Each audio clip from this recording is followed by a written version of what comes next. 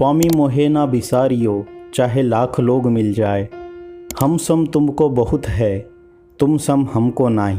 ऐसी प्रार्थना हम करते तो है, लेकिन सत्यता ये है कि बापूजी हमको नहीं भूलते, हम ही बापूजी को भूल जाते हैं। हॉस्पिटल में हो या जेल में हो, बापूजी हरदम अपने शिष्य के बारे में ही सोचते हैं।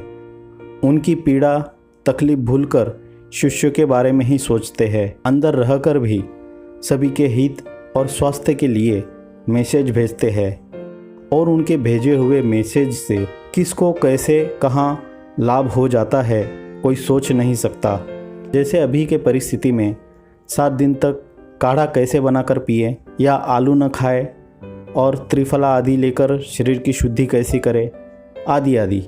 इसी का एक उदाहरण बताना चाहता हूँ। बापूजी ने एक मैसेज भेजा था, सबको खबर करो, जिसमें आलू ना खाए, त्रिफला आदि से शरीर की शुद्धि कैसे करे, इस बारे में कहा था। तो उस मैसेज पर एक कमेंट इस तरह से भी आया है, आपके सामने है और मैं पढ़कर भी बता रहा हूँ। ऐसा लगता है बापू ने मेरे लिए ही आपको ये वीडियो अपलोड करने को बोला है। वैक्सीन लगवाने के बाद से मुझे बहुत दिनों से पूरी बॉडी में पेन था। नवरात्रि में लगवाई थी तो सिर्फ आलू ही खाए थे कुछ दिन। तंग आकर रात को बापूजी को प्रार्थना करके सोई, बापू आप ही कुछ करो अब। और सुबह सुबह ये वीडियो अपलोडेड मिला। त्रिफला की 2 बार टेबलेट ली। इतने दिनों से जो था बॉडी अच्छे 1 दिन में ठीक हो गया। मेरे गुरुदेव की महा जय जयकार।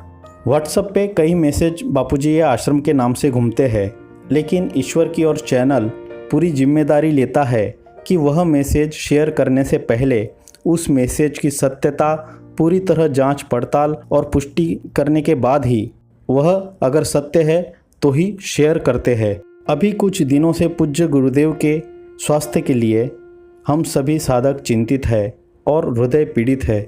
इसलिए गुरुजी के स्वास्थ्य के अपडेट मिलते रहे, ऐसा सभी हम चाहते हैं। तो इस चैनल पर गुरुजी के अभी जो अपडेट डाले हैं, या गुरुजी ने सभी तक जो मैसेज देने के लिए कहा है, ऐसे वीडियो डालने के लिए इस चैनल को 2 दिन पहले धमकी भरा फ़ोन भी आया था कि आप इस तरह के वीडियो न डालें, अन्यथा आपको भी हॉस्पिटल पहुंचा देंगे।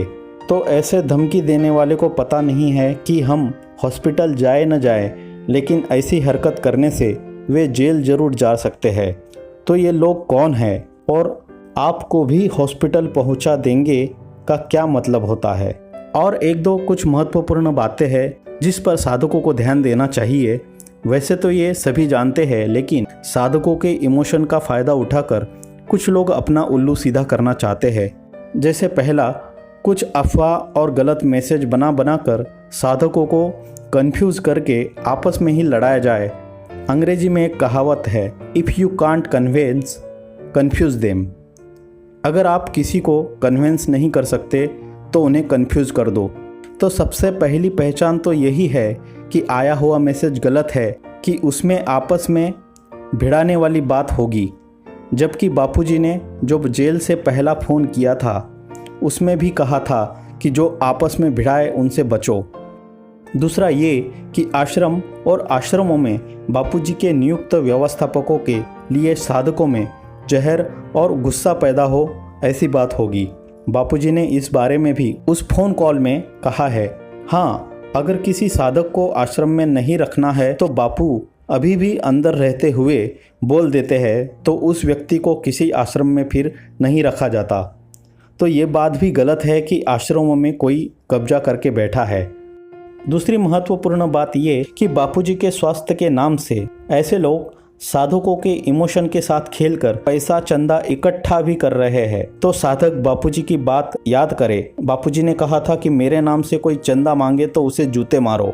चंदा मांगने वालों को शायद पता नहीं है, अगर एक फ्रॉडुलेंट का केस बन गया तो सीधे जेल पहुंच सकते हो। तीसरी महत्वपूर्ण एक और बात है कि राजस्थान में अभी फिलहाल लॉकडाउन चल रहा है, तो कोई साधक दर्शन होंगे इस चक्कर में वहां न जाएं, क्योंकि वहां पुलिस पकड़कर अंदर डाल रहे हैं। और कुछ भावुक भगतड़े साधक हॉस्पिटल परिसर में पहुंचकर वहां पर व्यवस्था बिगाड़ने का काम भी कर रहे हैं, जिससे बापूजी के साधक ऐसे हैं, इस तरह की छवि खराब होती है।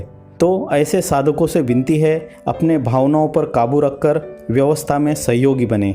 और आखिर में एक ही प्रार्थना करते हैं कि साधक मांगे मांगना, प्रभु दीजो मोहे दोय, बापू हमारे स्वस्थ रहे, आयु लंबी होए और दर्शन जल्दी होए। हरिओम।